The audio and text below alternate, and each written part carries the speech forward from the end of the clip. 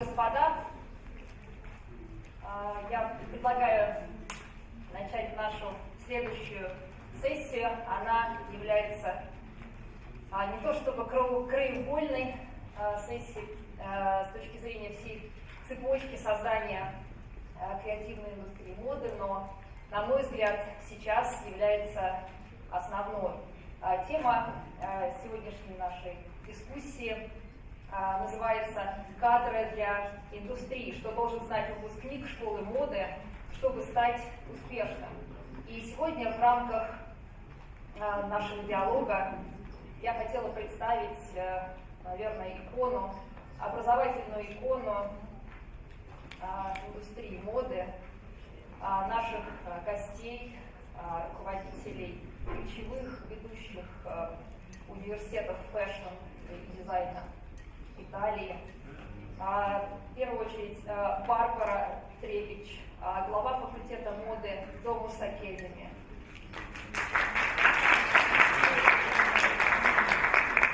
Danilo Venturi, декан школы моды Polimoda. Сара Azzone, директор кампуса Европейского института дизайна и IED в Милане. Джулия Бидони, директор Института в Арагоне, Шанхайского тренинг-центра. Меня зовут Наталья Пochinok, я ректор Российского государственного социального университета.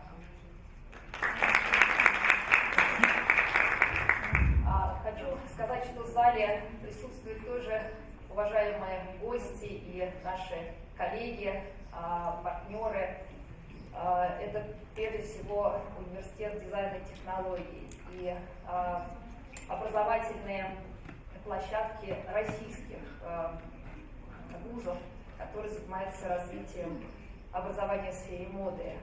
Я хотела начать нашу сессию с очень короткого опроса. Это цифры, которые являются результатом социологического опроса, который студенты РГСУ делали в рамках прошлогодней недели высокой моды. Студенты в рамках одного из дней недели опрашивали участников недели высокой моды, и дизайнеров, и манекенщиц, и участников гостей. И мне хотелось бы обратить внимание, уважаемые коллеги, на цифры, которые здесь показывают важность и фокусность тех направлений, тех зон роста с точки зрения направлений образовательной политики, которые участники недели высокой моды увидели и зафиксировали. Как видите, 25% голосов или мнений в полезности и важности развития образовательных программ отдано созданию и управлению брендом фэшн-индустрии. 17% стилист фэшн-показов. 12% фэшн-журналистика. И рядом с этим 6% паблишинг и медиадизайн. Предпринимательство в области моды и дизайна 7%. Ну и social дизайн, как вы знаете, в рамках недели моды является постоянным. Демонстрация социальных проектов в области моды отдано 7%.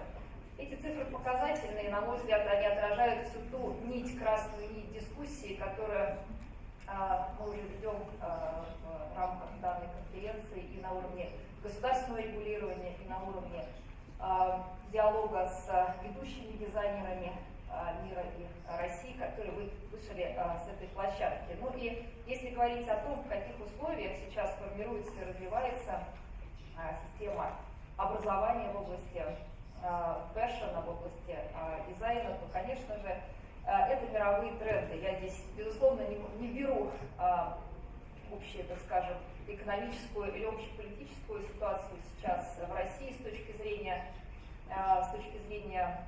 может быть, определенных санкций или видения крупных зарубежных стран относительно России. Мы поняли уже сегодня в рамках предыдущей секции, что Италия категорически возражает против санкций и демонстрирует взаимную поддержку, взаимный интерес. Ну, конечно же, это локализация производства, глобальное разделение рынка труда с точки зрения проектирования, дизайна и регионов производства. Конкуренция экономики, госполитика по поддержке производителей, борьба за сырье и, соответственно, здесь тоже мы видим с точки зрения мировых трендов, мировых тенденций все-таки очень серьезную роль определенных правительств с точки зрения привлечения, активизации, формирования такого кластерного подхода на территории тех или иных стран. Глобализация, доступность в любой точке мира, быстрый обмен информацией и информатизация фэшена. И эта тенденция активно развивается и является тем уже условием реальности, в которых развиваются индустрии и образования, и все инфраструктуры. И это важно, конечно же, учитывать.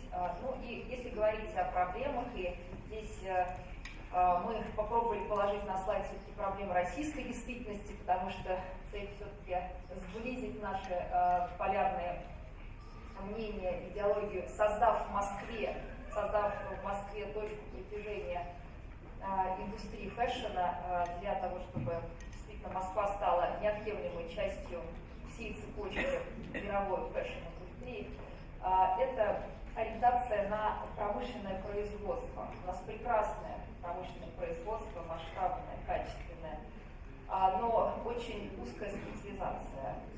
Основная подготовка специалистов ведется за счет государства. И мы наблюдаем, что все-таки есть достаточно большие вопросы с точки зрения качества абитуриентов, которые приходят в технологии легкой промышленности, в технологии дизайна. И очень часто в определенных случаях имеется разрыв между критериями и требованиями того, что требует рынок от выпускников, и то, что требуют ключевые работодатели, прежде всего крупные промышленные предприятия. Малый бизнес практически не развит. На самом деле эта тенденция в принципе относится ко всем направлениям деятельности в России. И в первую очередь тематика, которая интересует молодых дизайнеров, стартапов в области моды, это, конечно, малый бизнес. И недостаточно школ дизайна, таких, скажем так, тех школ, которые бы опирались на международную практику, формировали вот эти правильные каналы коммуникации образовательных услуг. Я здесь не говорю о Москве и Санкт-Петербурге, которые действительно напитаны интересными проектами, которые уже дают свои позитивные раски. Я говорю о всей территории России. Она у нас действительно представляет очень большой и емкий рынок. И здесь важно, насколько мы сможем из Москвы на общероссийский горизонт транслировать современные подходы в образовании сферы фэшна. И,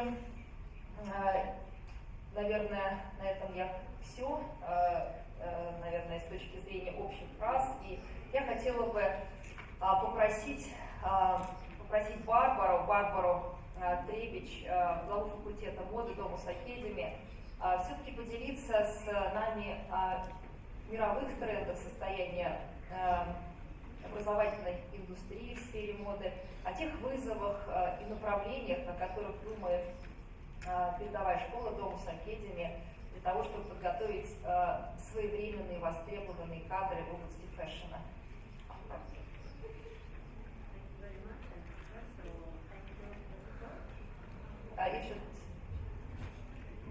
Oh, thank you.